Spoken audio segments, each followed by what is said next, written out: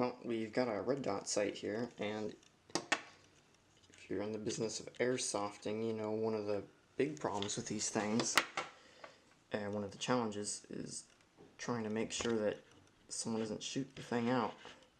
And of course you could go and buy one of these, you know, $15, $20 protectors, rail mounted, sit in front of it, but that's expensive. Most of them are kind of flaky anyways, but I believe the solution, Lexan. So hopefully we're going to try to make one of these protectors out of Lexan and have a sight that won't get shot out all the time. So I believe the process will be pretty straightforward. Just take the piece of Lexan, trace around the circumference, and what I'm going to do is just create 4 tabs in my little pattern here that come off the end. What we're going to do is we're going to heat those up, bend them over, and then drill holes in them. Hopefully affix it to the front of the sight in much the same way the sight's standard sight cover is affixed to it, with bands and so forth. Well, it turned out that it was quite a bit more difficult to cut with the 10 snips than I anticipated, although maybe a jigsaw or a Dremel might be a better bet next time.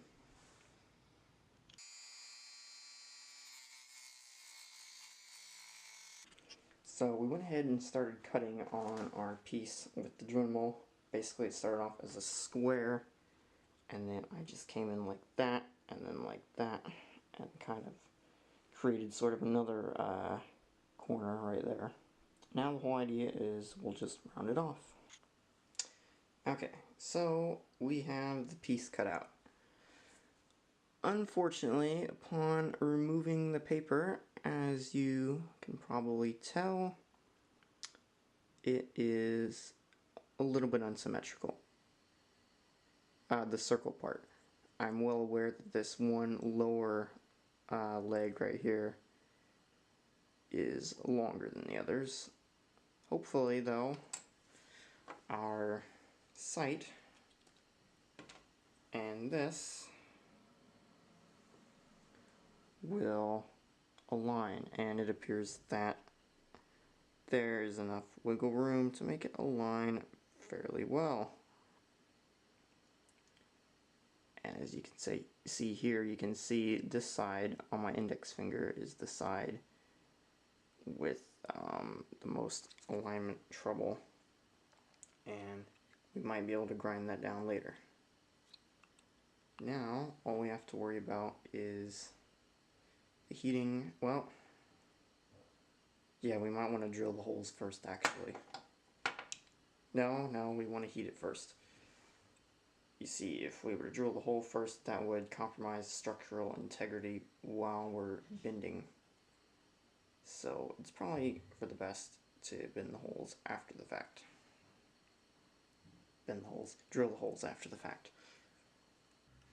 Alright, so the technique I'm going to try and use is that of taking these 2 airflow directors and using them as sort of a heat shield on the polycarbonate piece. That way I won't heat up areas like the part I'm going to be looking through, and won't get any sort of warping and hurting the optical clarity of the piece. So, and then to heat it, I'm going to be using this butane torch on low heat. Well, somewhat low. And then hopefully just bending it on the edge of my desk.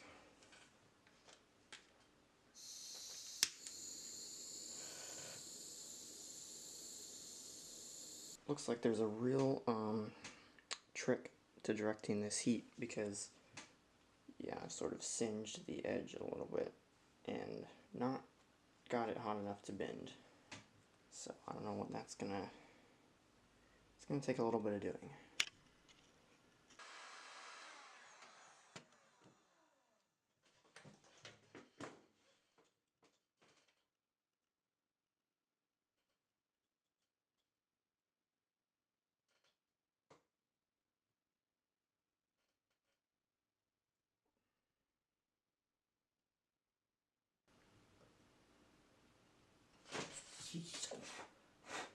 Don't do that.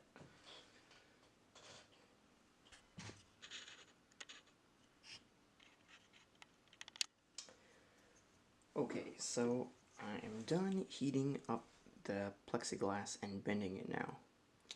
This is the final product after I heated it up. I ended up not using the blowtorch because it basically, as you can see, well, you can't, it's not in focus, but as you can see there, it kind of ended up warping and burning the plastic a little bit. So I ended up basically just going with a heat gun and wrapping a cloth around the parts I didn't want heated up, holding it with a pair of pliers, and then heating it up for 40-50 seconds. I don't know what the cause of these bubbles is. I'm assuming it probably just got heated up too rapidly. If you'll notice, as far as warping of the lens, it's pretty good. There's not too much of that, except for around the edges, as you can see. I don't think that's from the heat. I think that's just from when the bend takes place. The material is pulled over, and of course there's less on the outside face than the inside, and it sort of gets stretched. I think that's what the cause of that warping right there is. Fortunately though, when you put cap on your sight, most of that is not even visible when looking through it. Anyway, there is a little bit of some symmetry issue, and that is basically due to the cutting process where accuracy wasn't really spot on. Fortunately though, seems to have, the tolerances are loose enough that it doesn't really matter. And now I just gotta drill holes to this and use a band to pretty much affix it to the end of your sight, and you're good to go. Well, got the whole thing done. Basically, drilled some holes through two of the tabs on the side and cut a hair tie in half. Knot on one end, feed it through the hole. Same on the other side. And yeah, if you want to tidy it up, just sort of cut the end of the tie off. Just use a lighter, sort of burn the ends.